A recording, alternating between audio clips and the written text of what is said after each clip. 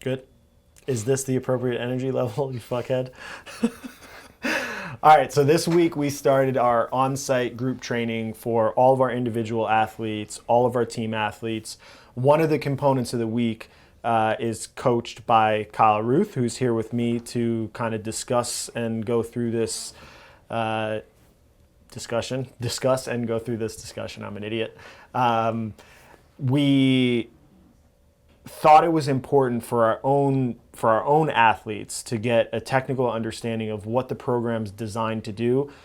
We thought it was important to kind of share that information with people in general, because we both think from a fitness standpoint, being in the water, being comfortable in the water, being able to swim is an important physical training tool that people should have in their fitness toolbox, because it can be a decrease in loading on the system if people get injured. It could be a good rehab tool. It could be a good cardiovascular or local muscle endurance developmental tool. It could be a good break from monotonous training. Good recovery tool. It helps stimulate blood flow. There's a lot of benefits to water immersion in general, not even necessarily swimming, but moving in the water is beneficial for people just from a lymphatic perspective. Proprioceptive perspective as well. You're learning to move your body in an entirely different environment where there's resistance coming from all angles. For most people, when they first get in the water, it's extremely taxing for them because they're just not used to being in an environment where there's like resistance every direction that they move, and they have to consciously keep their hips afloat and consciously pay attention to where their head is and their hands, and it's rhythmic, and it's a challenging environment for most people. Yeah, so basically swimming is important. It can help with body composition athletes, help with power athletes as a form of decompressing the mechanical loading on the spine on a day-to-day basis. And then obviously the major reason that we're having this discussion is for CrossFitters. So it's tested in CrossFit competitions at the games, at Wodapalooza. It's now been at every major event, like CrossFit style event. I know they're not technically CrossFit events, but it's been in every major CrossFit style event at this point, from Dubai, Wodapalooza. It was at Granite Games this past year. It's obviously at the CrossFit Games over and over and over. I think that we'll see a point at in the future that it'll be at the regional level, because they can't just keep testing it at the games level. So, I mean, it is an essential component of competing in the sport at this point. Even in my CTP charity WOD fun run. When are we doing that? Is that an amphibious duathlon? It's in the tub though. Yeah. That's why I called it a think tank. I don't think that any individual person can be all or know all things. So bringing a bunch of people that I believe in together to all try to contribute to the same problem, I think is going to create a better long-term strategy for success in sport, business, and life.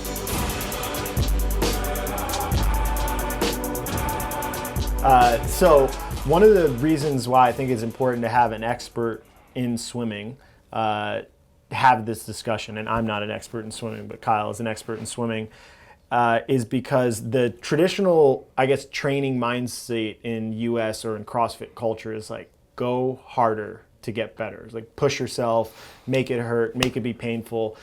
In certain scenarios, that could get you better for a period of time. Obviously, that's not the approach that we take with athletes, except for like specific times in the year and specific Peaking, workouts. things like that, yeah. But that does not work in the water. You could drown, and your body's like brain protective mechanisms kick on well before that. You could really mess up your O2 CO2 balance if you're breathing improperly in the water, and the water regulates that because most people don't have gills and can't breathe underwater. So there are some humans who might have gills. Yeah. I've raced them before.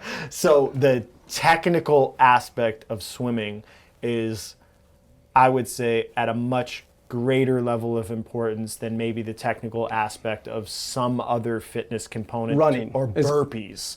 Something like that. I look at it like this. Swimming is very unforgiving to poor technique and poor mechanics. Someone who has a poor body line, their hips are sitting on the bottom, if they don't have good shoulder rotation or good shoulder mechanics, swimming is just really unforgiving. It's gonna steal all their effort. You watch someone do a burpee, and it's a pretty linear movement, and they get down on the ground and they get up. Obviously, there's some efficiency components where people that are really good at burpees have developed some efficiency, but it's not, the technical aspects don't have that much of an impact. In swimming, it really does. And you can just see that. A simple example would be taking like a 10-year-old who can swim like a 5.5 minute 500 freestyle, and then you take every other elite level CrossFitter in the world, they beat all of them. Yeah, I mean, we have regional caliber athletes in our group, and we did 300-yard time trials, and there were a lot of people in the mid 5-minute range. Yeah, that was the most common. Yeah, which is obviously not a great...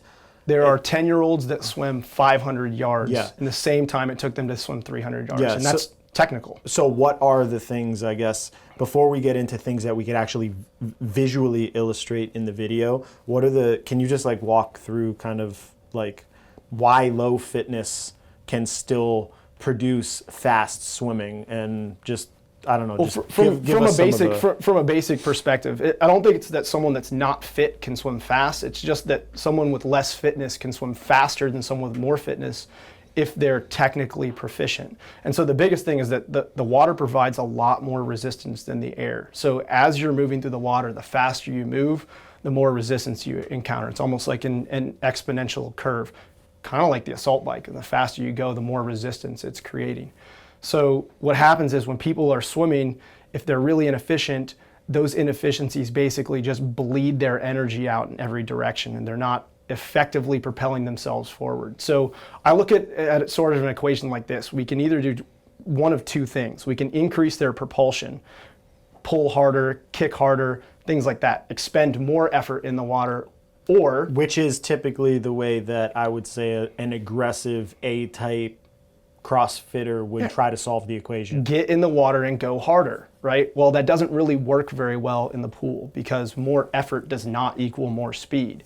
And so the other end of that equation, right, we can increase propulsion, or the other piece is that we can reduce resistance. And this is going to be by far your most effective tool for making people faster in the water. And I think that comes down to improving things like body line, buoyancy, and breathing. I call them the 3 Bs of swimming. And if you watch an elite level swimmer, you'll see some commonalities in the way that their body moves through the water. They're horizontally aligned at the surface of the water versus your typical CrossFitter who has very little exposure to swimming. Hips are sinking, hips are sunk. They're dragging their butt through the water. They don't have very good shoulder rotation, so they're basically like plowing through the water as they swim. These are really common things that you see, and all of that is just adding resistance. So if people have this, and we can put up a video of people with that, and I think a lot of CrossFitters, there's probably a bunch of reasons, just leg mass, like those are the things. Yeah, I've talked to our, on-site group about this.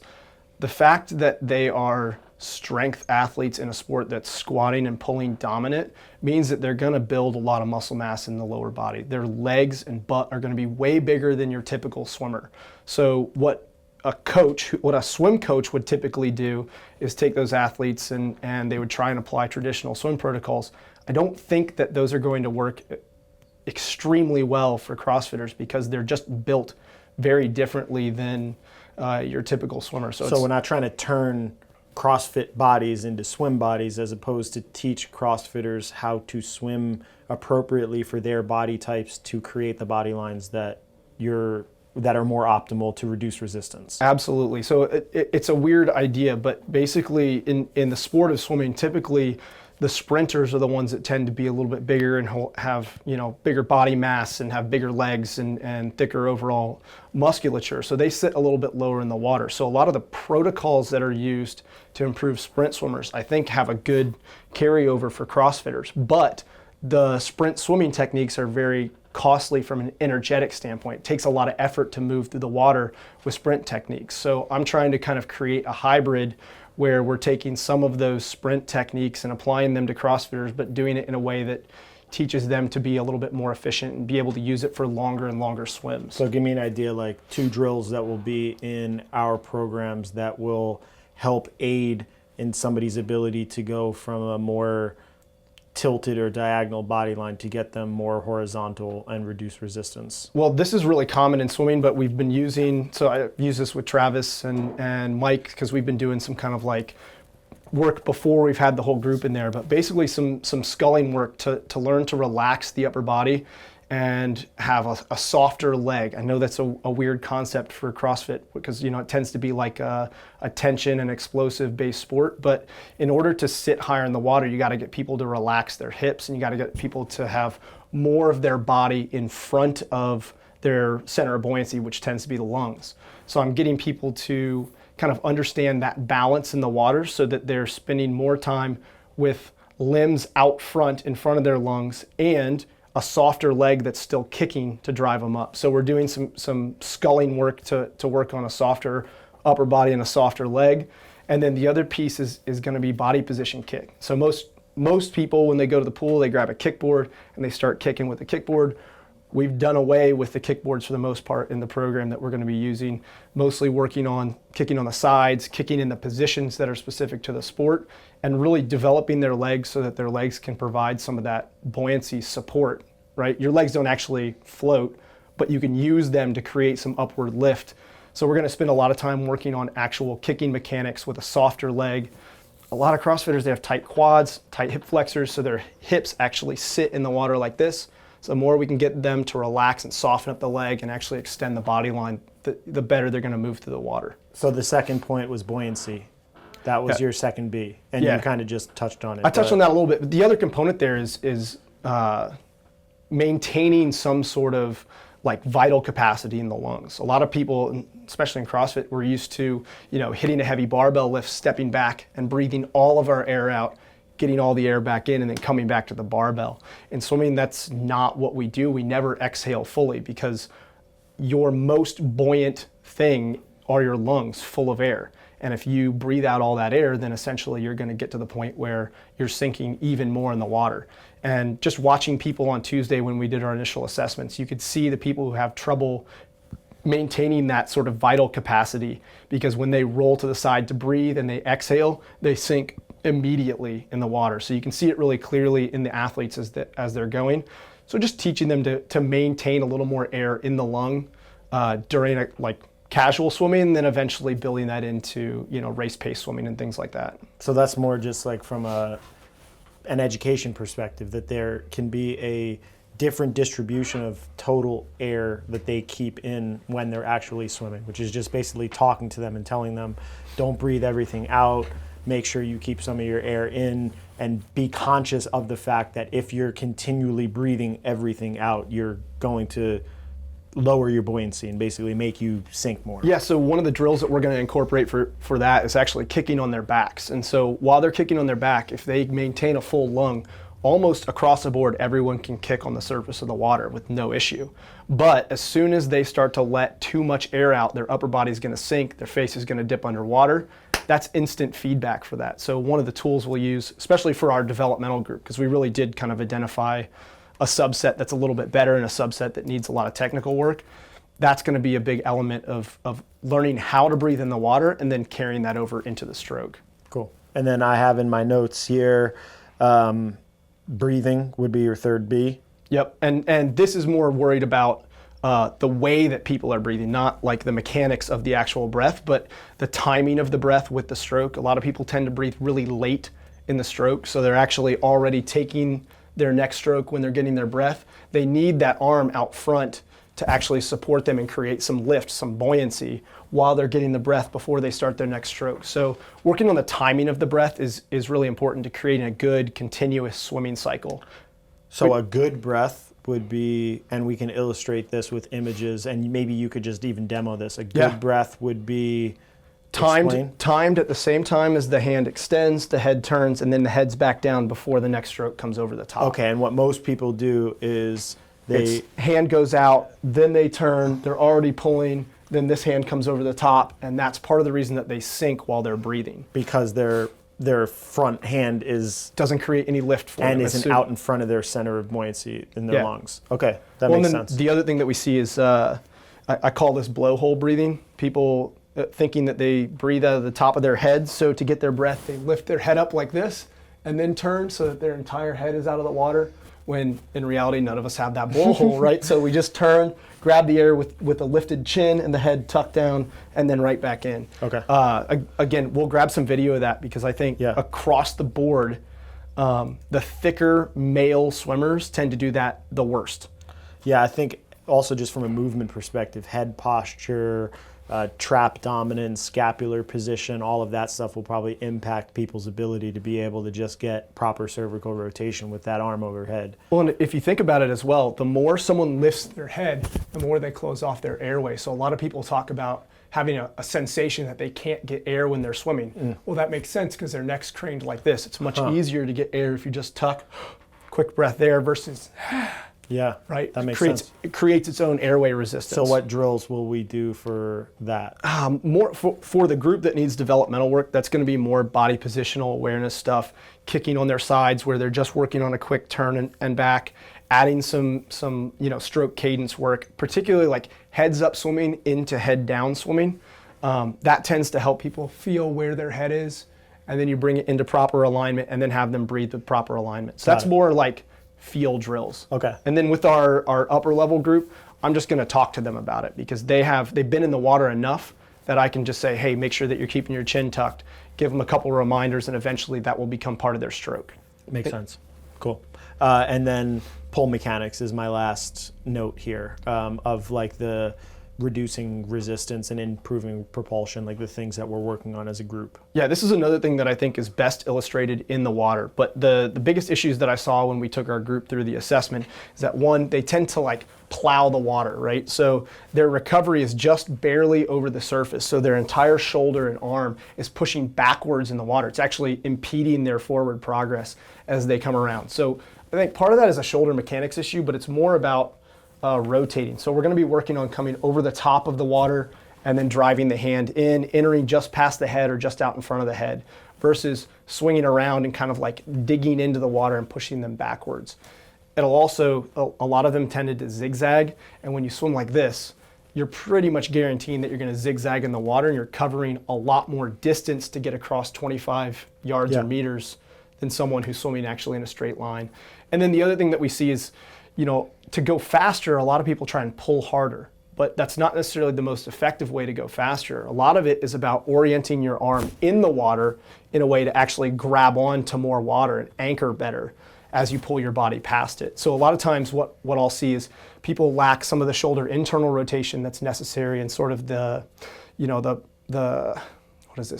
internal rotation of the elbow and wrist that allows them to actually grab water and anchor it. So we're going to work a little bit on some shoulder movement stuff to actually improve that position specific for swimming.